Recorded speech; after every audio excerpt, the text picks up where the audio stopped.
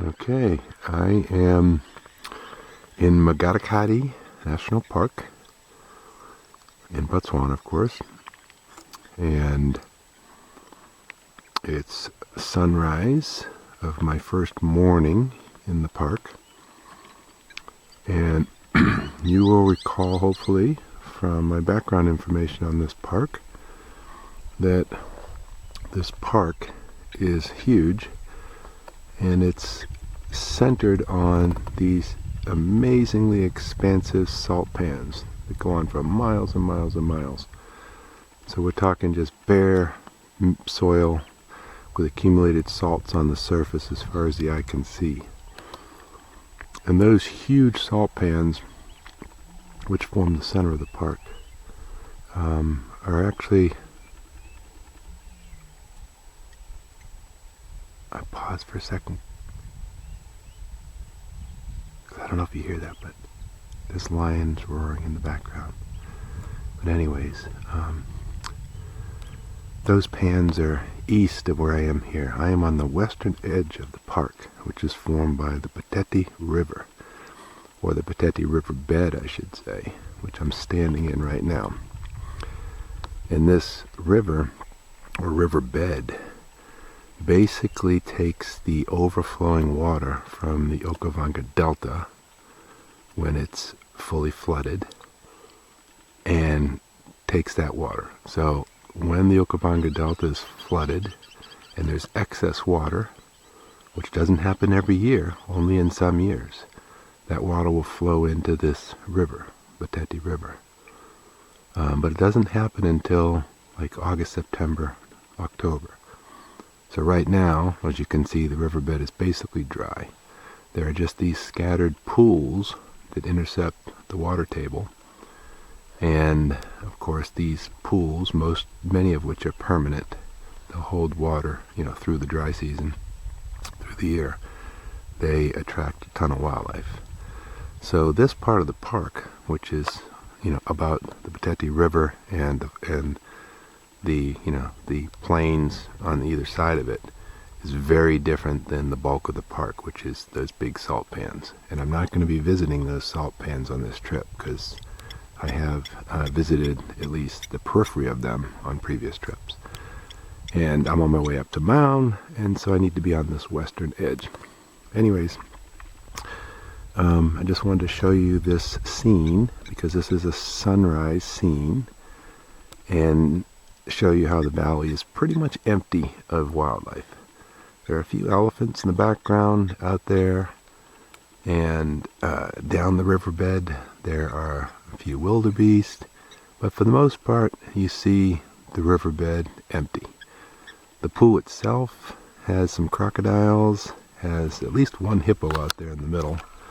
I'll zoom in, see if you can see him. There's the one hippo that I can see. There may be others underwater, but it's the only one I've seen. I was kind of hoping to see some hippos coming back from their night foray to the pool, but I haven't seen any yet. But anyways, wanted to share this with you because I'll come back this evening, for the sunset, and you're going to see quite a transition in this valley. When all the animals late in the day, after a hot day, come in for a drink. Okay, that's it for now. I'll see you later. Bye. Quick follow-up. I was mistaken. I said there was only one hippo out there, but in fact, a few of them were submerged. There's at least 3 or 4 of them out there in the middle. And they were just up doing their yawning and other fun stuff, but they have resubmerged. There's just the one visible again right now. The only other thing I wanted to point out, and you probably won't be able to see it very well, but for the birders in the group, that in the back over here, I'll zoom in, but you'll just be able to see some white dots probably. Those are wattled cranes. Beautiful, a beautiful bird. But I'm too far away to get a good picture. So you'll just have to trust me that those are wattled cranes. Okay.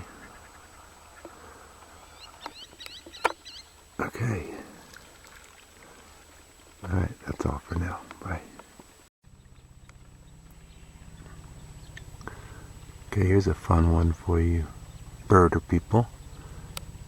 This hippo in particular is taking breaths and going down and blowing bubbles for like 30 seconds. Hopefully I'll catch it again. And this little grebe, if you can see that, is swimming right around the surface, because I think what's happening is this hippo is, when he blows his bubbles, he's scaring stuff up to the surface for that grebe to eat, which is pretty nice of him to do that for the little grebe. Okay, he's not doing it, of course.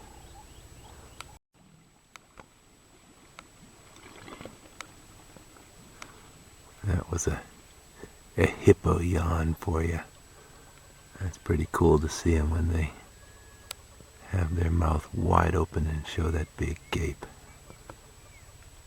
Bye. Okay, we have a small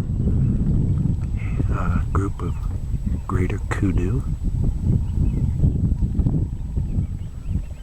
Came down from the hill to the river valley.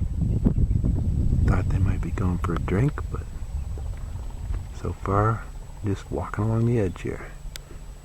And they're all females except for this guy. It's a young male who's just starting to develop his horns, you can see, but hasn't developed those big spiral horns that are classic for the kudu. Alright, cheers.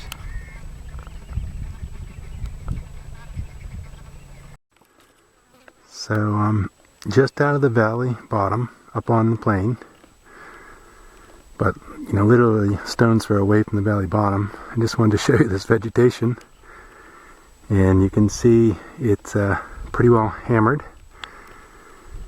Yeah, because it's close to the riverbed. So at the beginning of the dry season, all the browsing animals are feeding on this. So the zebra and the wildebeest and the giraffes and the kudu, they're all feeding on this vegetation. So almost all the green is gone, and we're at the beginning of the dry season. So as the dry season progresses through September, this band of basically denuded vegetation will extend farther and farther and farther, even kilometers away from the riverbed.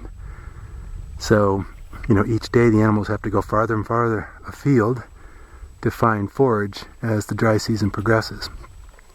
So if it looks this kind of denuded right now, you can imagine at the end of the dry season it's probably going to look like a Mars-scape. Anyways, I thought that might be of interest. Okay, cheers. We got a few big boys just came up from the river. They had their afternoon drink, and they're gonna have a little munch on the way into the uplands, or well, the plains, and they'll be feeding all night and tomorrow, and then they'll probably come back for another drink tomorrow afternoon. But these are 3 bachelors. As far as I can tell, there are no matriarchal herds here at this time of year, just these bachelors. And these bachelors oftentimes kind of hang out together in small groups. You can see this guy here is having a little nibble on this acacia shrub, using his trunk to kind of strip some of the leaves. It's amazing what they can do with their trunks, and especially with this thorny vegetation.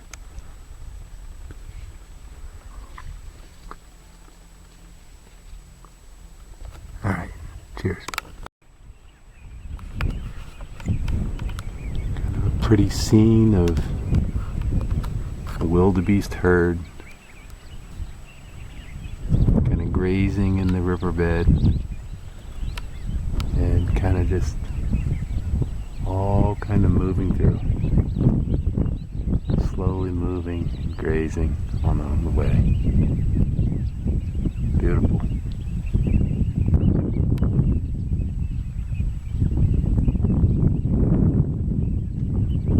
And in the foreground, we got a couple little black-backed jackals.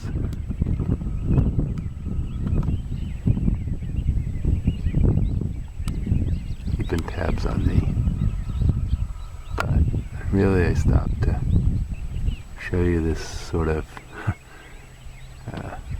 not really migrating, but herd of wildebeest kind of moving through here steadily. It's kind of cool.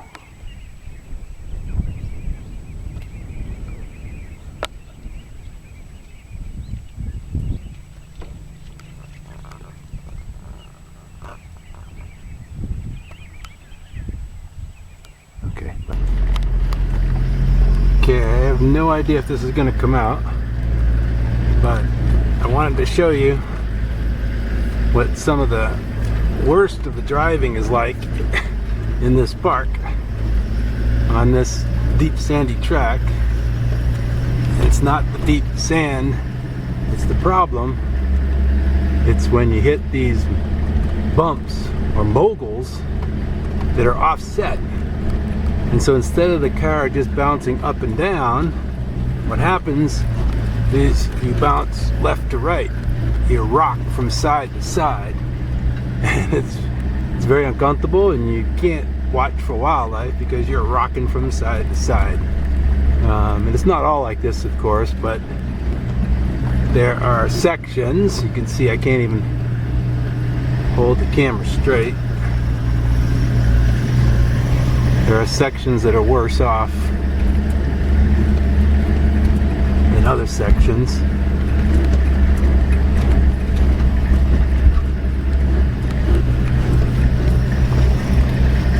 And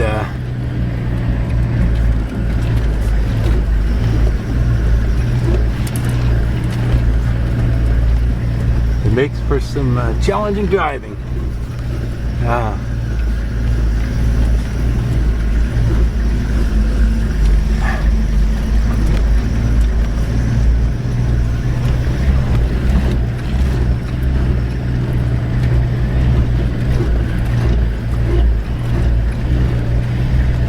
Okay, are you dizzy yet?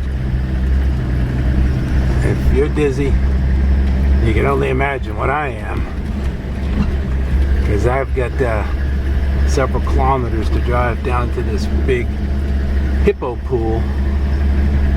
And there's a bunch of sections of this drive that are kind of like this. Soft, bumpy, rocking back and forth. Anyways, you get the idea. Okay, bye. Okay, everybody, I'm back at the hippo pool, that kind of permanent water hole that I was at this morning. And if you recall, the valley was kind of empty of animals. And it is like 4:30, so kind of late afternoon, and thousands of zebra have come in. There's the big pool in the back. Come in to get a drink. But the valley is kind of just filled with them. And they're all spread out. And in fact, they extend down the valley, several kilometers, so you're only seeing a small part of it. But yeah, and hopefully you're hearing that neighing. Yep, those are the zebras. Just frolicking or mock fighting or serious fighting. Not sure. A lot of the zebras have already left the valley. They've had their drink. There's a few coming down, but a lot of them have already had their drink and they're heading back into the uplands. I passed hundreds, probably thousands on my drive here, all kind of heading up out of the valley.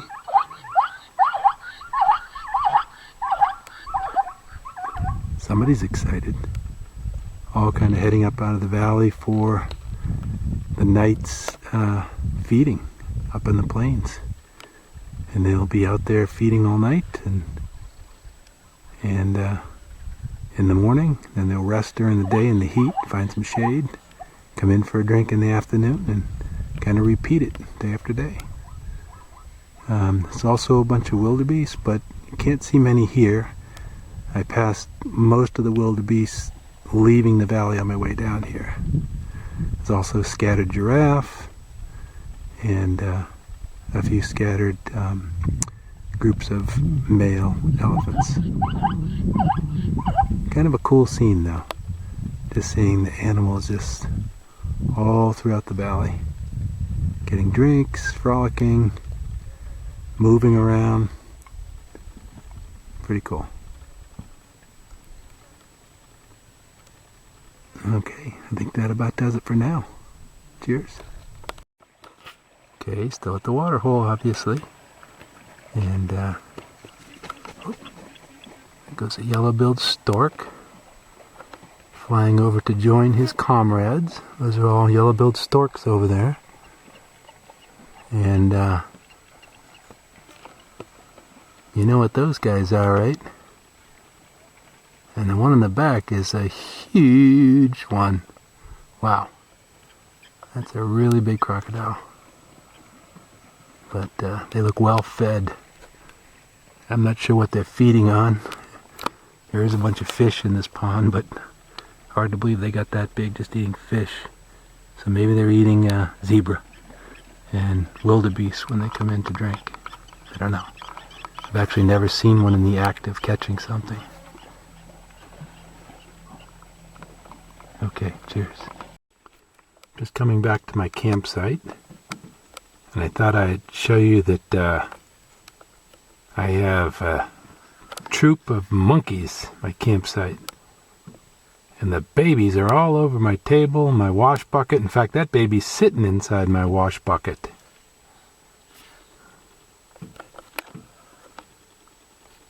There's monkeys everywhere.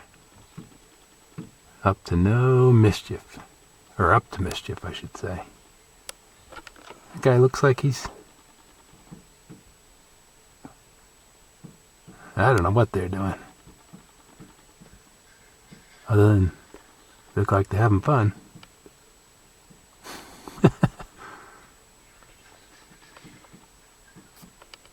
They sure like sitting in my wash bucket.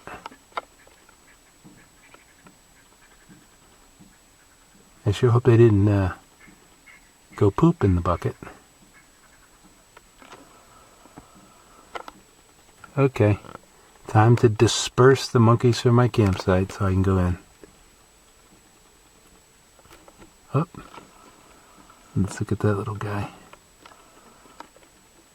Now there's a well-behaved monkey taking an acacia seed pod, opening it and eating it, and helping the little baby figure out how to do it.